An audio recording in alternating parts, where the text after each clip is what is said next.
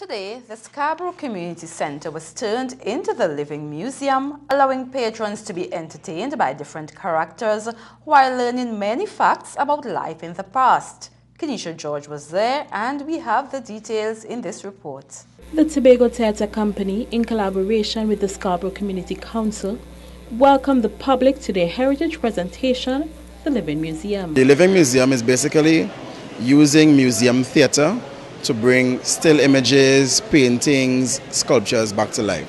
So we would have picked moments in history, not necessarily a chronological museum, moments of cultural history, moments of actual history that we have presented, and we have actors step out of frames, come out of freezes, and bring history to life for a live audience. This year, the Scarborough community is taking part in the festivities for the second time, as Mr. Primer went further to explain that it is in fact expanding. It's hotter than last year, definitely.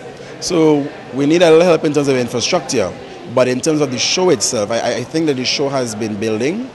We have even more comments from persons who are very pleased, very much excited. We have a large group outside waiting to come in. It's lunchtime and they're actually going to wait until we finish.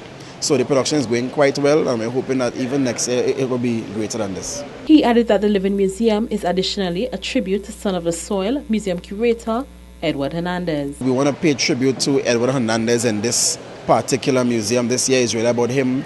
The slavery scene was really out of his paintings. We want to really give thanks to him for the information and for just lending that assistance to us, him and his family. And the public is of the view that the museum should not just be limited to one day within the Heritage Festival. This is actually something that we would have suggested, but of course it comes with funding and so on. So we understand that the powers that be, they are a bit tight right now, but we are in discussions with them to have this Living Museum go on and on. They have heard our calls, so we are currently in discussions, and we are hoping that very soon we may have a Living Museum that happens almost about 3 times a year perhaps. That's our hope. The Heritage Festival continues on Tuesday in the east with the Roxborough Bell Manor Riot and the Seafood Festival.